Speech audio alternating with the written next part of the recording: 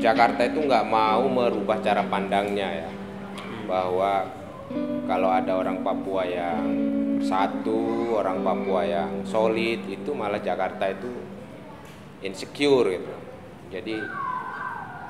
Jadi dia melihat itu satu masalah sendiri kalau ada masyarakat yang Papua yang punya satu usaha bersama-sama mewujudkan aspirasi politik mereka. Nah itu sebenarnya ini satu masalah tata cara dia menangani terus-menerus soal Papua ini. Oke, DPR dan pemerintah baru mengesahkan 3 provinsi baru di Papua. Apa yang salah, Wan? Atau keliru menurut kita? Ya ini bagian dari banyak satu gambar besar penyelesaian Papua di mata Jakarta ya. Jadi satu kan ada revisi Undang-Undang Otonomi Khusus. Jadi rencana seluruh pembangunan Papua akan dikoordinir, direncanakan oleh orang Jakarta. Dalam hal ini Sekretariat Wakil Presiden. Terus dari rencana itulah timbul bagian bahwa provinsi ini harus diperbanyak di Papua. Tapi ada satu motivasi politiknya begini menurutku ya. Kalau orang Papua yang bersatu dan solid itu masalah bagi Jakarta. Jadi dia harus Justru jadi masalah, bukan bahwa itu adalah sumber daya sosial yang besar untuk kemajuan Papua. Jadi kalau ada aspirasi mereka satu suara, solid gitu, dia harus makin banyak dipercapai dalam bidang-bidang administrasi. Padahal itu membuat uang yang ke Papua itu makin gak efisien nanti untuk membangun. Tambah panjang birokrasinya, tambah banyak PNS yang harus dibayar, habis buat pilkada. Habis buat pilkada. Belum lagi instrumen keamanan dan militer kan? Iya, Kodam baru pasti. Polda baru, Kejati baru, Kejari baru. Buat apa bikin provinsi baru? Ujung-ujungnya juga omnibus di pusat semua. Iya. Ekonomi di pusat semua. Benar juga. Tapi yang menarik itu adalah reaksi orang Jakarta Raya ini. Jadi seolah-olah masalah Papua itu kita mengamini aja apa keinginan Jakarta. Nggak ada ruang bagi orang-orang yang punya minat terhadap Papua atau simpati terhadap Papua yang berbeda dengan pandangan resmi negara gitu atau resmi pemerintah saat ini, yang didengar oleh DPR misalnya, yang diajak bicara. Kampus saja, kampus di Jakarta kayaknya nggak pernah tuh membicarakan secara serius problem Papua itu harusnya secara politik semacam apa. Tapi ini makin ngeri emang. Maksudnya gini loh, ini kan agenda datang dari Jakarta, diputuskan sama Jakarta, kemudian Papua tinggal nerima aja gitu sih. Ya. Mereka diatur, dikasih, selebihnya nggak tahu. Ini cara kayak gini sampai kapan Jakarta? Ngatur-ngatur daerah oleh agendanya sendiri, sementara daerahnya sendiri punya aspirasi yang lain. Iya, dan itu punya konsekuensi yang luas. Apalagi orang Papua kan sangat terikat sama sumber daya alamnya ya, masyarakat adatnya. Ya kita jadi pesimis dengan tata cara Jakarta menyelesaikan hanya dengan sifat politik yang monolitik, anti dialog, merasa paling benar, tata caranya harus begini, kemudian orang Papua ya harus terima. Ya. Sekarang kita dalam posisi yang wait and see nih, menunggu reaksi teman-teman di Papua. Lu udah pada lihat ya, reaksi di beberapa kabupaten dan kota yang kemarin setidaknya sampai semalam ada beberapa demo, gue nggak tahu. Poster ajakan aksi makin banyak. Poster di ajakan aksi di media sosial makin banyak. Nggak, ini orang udah yang gue lihat di Timika kan, untung aja nggak rusuh tuh. Ribuan orang turun ke jalan, minta Timika jadi ibu kota, tapi kemudian diputuskannya di Nabire oleh pusat. Meskipun banyak kabupaten-kabupaten yang lebih banyak menginginkan Nabire untuk, tapi itu masalah yang real di lapangan. Seperti itu situasi. Kita belum melihat situasi yang terburuk ke depan. Ya kalau soal DOB sih, pembuatan provinsi baru itu kan kalau kebayangnya gitu ya, secara klise ya berarti situasinya aman, ada pilkada, ada kepala daerah. Masalahnya DOB ditentukan setelah bertahun-tahun kita lihat gelombang tentara polisi dikirim makin banyak, itu kan juga sinyal yang aneh sebenarnya. Ya. Apa dan tentaranya tentara tempur. Nah, apa iya kemudian terus pembuatan provinsi masih di tengah-tengah pengiriman pasukan gitu itu dilakukan dalam situasi yang betul-betul katakanlah kalau memang pemerintah berdalihnya untuk memperluas distribusi kekayaan lebih merata, apapun lah dari pemerintah pusat itu sebenarnya ya balik lagi ke kebijakan sebelum-sebelumnya. Kalau masih kirim pasukan terus ada pemilu itu buat apa? Iya. Aneh gitu. Jadi bisa ditarik ke belakang dari kemarin-kemarinnya kayak gimana ya gitu. Ya tadi benar kata Iwan, cara Jakarta mana Papua. Ya itu kirim pasukan, pecah belah aja kita bikin provinsi baru ya kan gitu. Ya. Nggak dapat di logika sih sebenarnya. Bener kalau perlu dibahas dan dunia akademik itu menarik gitu. Ya kalau kita lihat ada seharusnya kan misalnya kalau dia lepas dari undang-undang otonomi khusus yang baru ini mendapat reaksi keras, harusnya kan dia fokus misalnya Perpres tentang Badan Percepatan Pembangunan Papua itu melibatkan banyak kalangan, membicarakannya apa itu yang disebut percepatan, bagaimana rakyat berpartisipasi, rakyat Papuanya diundang, kemudian dalam struktur badan percepatan itu komposisinya orang Papua semacam apa, bagaimana menyiapkan budgetnya dan rencana. Ini kan perpresnya aja belum kelar ya, nggak tiba-tiba masuk ke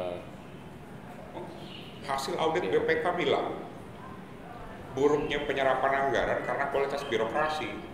Terus dia mau bikin birokrasi baru 3 provinsi lagi. Ya. Apa ukuran logisnya gitu? Mau bikin provinsi baru tuh aneh. Ya. Jadi tidak ada satu parameter yang dibuat untuk Papua untuk membuat provinsi baru yang tidak ada persiapannya, tidak ada dialog dengan masyarakat, dan ya secara formilnya ya bukan substansinya kita juga pertanyakan kan akhirnya. MRP ditinggal dalam diskusi.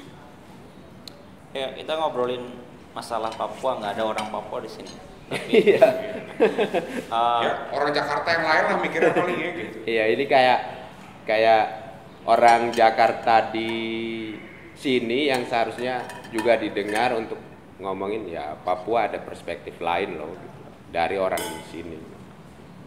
Apalagi orang Papua di sana kan. Ya sedih. Tragis, menyedihkan.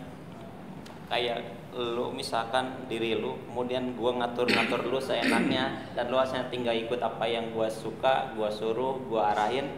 Tapi lu kan human, manusia gitu. Nah, sama dalam lingkup yang lebih gede, Papua juga sepertinya kayak lu.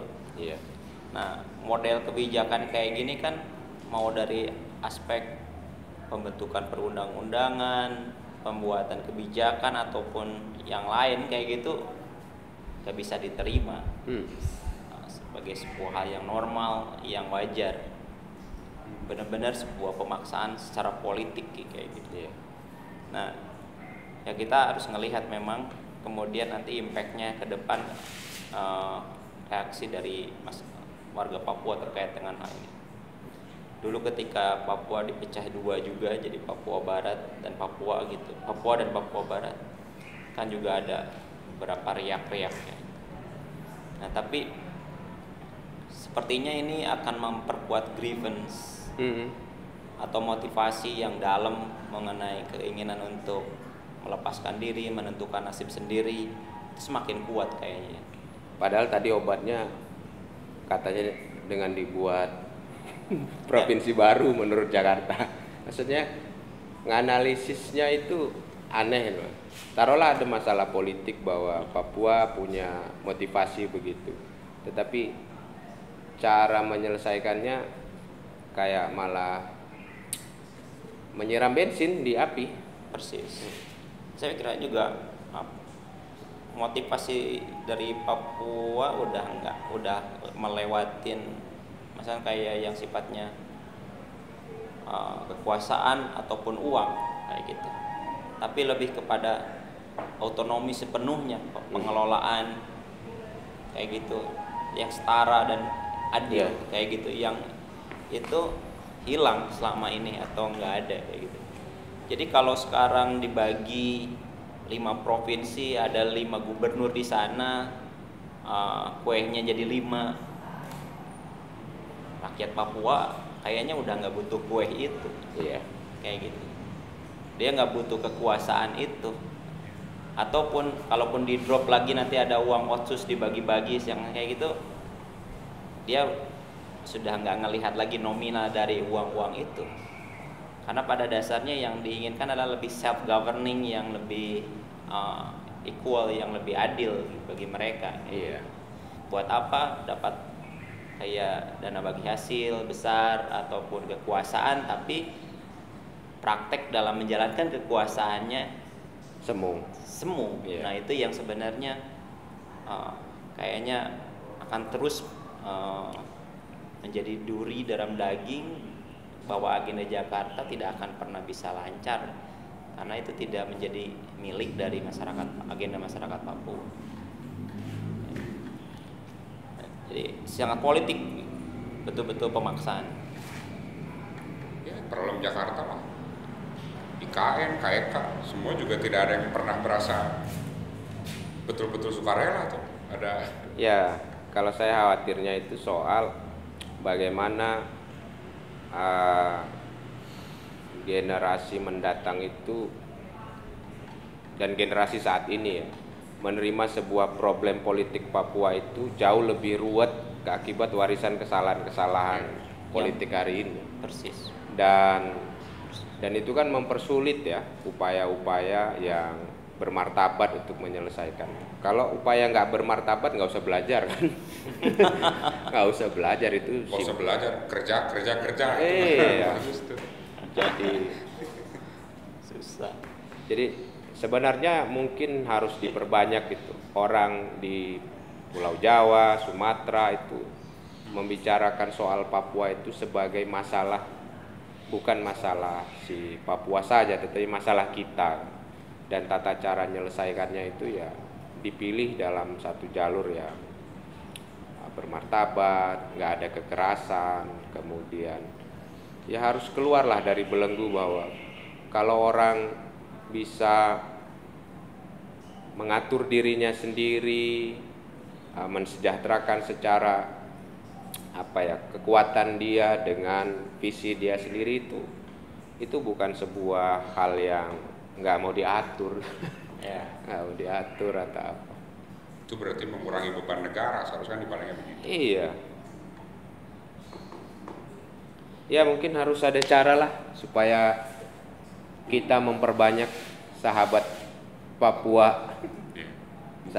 Sahabat Sumatera, sahabat Kalimantan. Iya, Sumatera, Jawa, Jakarta Raya ini, karena masalahnya itu di sini memahami sebagai satu separatis gitu, hanya dipahami semacam itu lalu mau dimusnahkan, atau satu aspirasi yang enggak sesuai gitu. Padahal cara-caranya udah puluhan tahun nggak berhasil. Ya itu.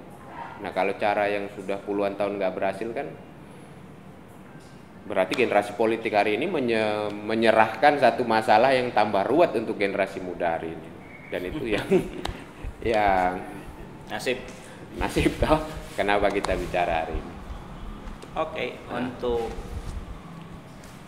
ya semua tak lebih dari concern kita untuk masalah kemanusiaan di Papua. Iya.